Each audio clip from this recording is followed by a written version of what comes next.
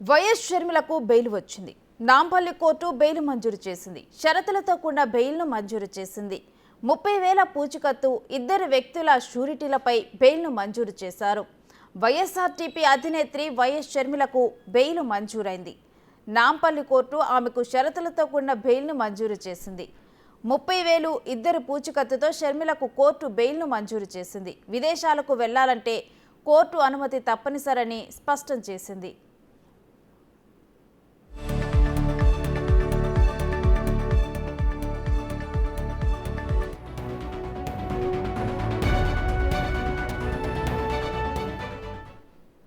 పోలీసులపై దాడి కేసులో షర్మిల సోమవారం నాడు అరెస్ట్ అయ్యారు.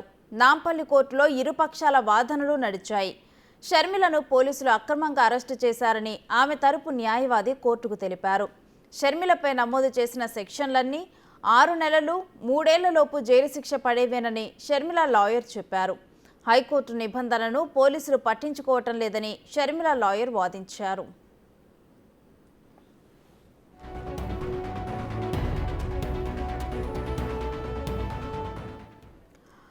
పోలీసుల విధులకు షర్మిల ఆటంకం కలిగించారని పోలీస్ తరపు లాయర్ వాదించారు. షర్మిలపై పలు పోలీస్ స్టేషన్లలోనూ కేసులు ఉన్నాయని, ఇక షర్మిలకు బెయిల్ ఇస్తే దర్యాప్తును ప్రభావితం చేసే అవకాశం ఉందని కోర్టుకు విన్నవించారు.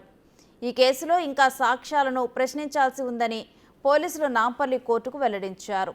ఇరుపక్షాల వాదనలు విన్న నాంపల్లి కోర్టు షర్మిలకు బెయిల్ ఇచ్చేందుకే మొగ్గు చూపింది.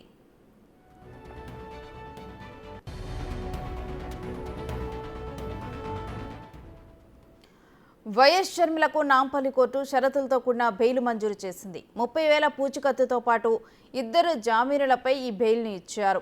నిన్న పోలీసులపై చేయి చేసుకున్న కేసులో షర్మిల అరెస్ట్ అయ్యారు. ఇక షర్మిల పట్ల తెలంగాణ పోలీసుల తీరు సరికాదని షర్మిల తరపు న్యాయవాది అన్నారు.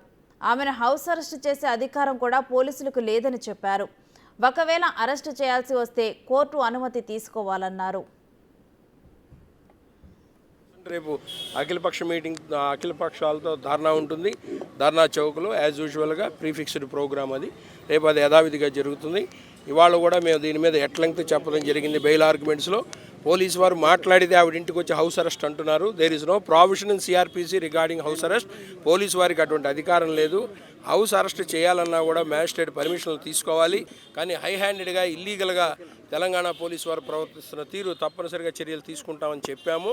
ఒకవేళ హౌస్ అరెస్ట్ చేయాలంటే కోర్టు నుంచి తీసుకురావాలి. లేదు ప్రివెంటివ్ యాక్షన్ కింద మేము తీసుకుంటామంటే వాళ్ళు 151 సిఆర్పిసి ప్రొసీడింగ్స్ ఇనిషియేట్ చేయాలి.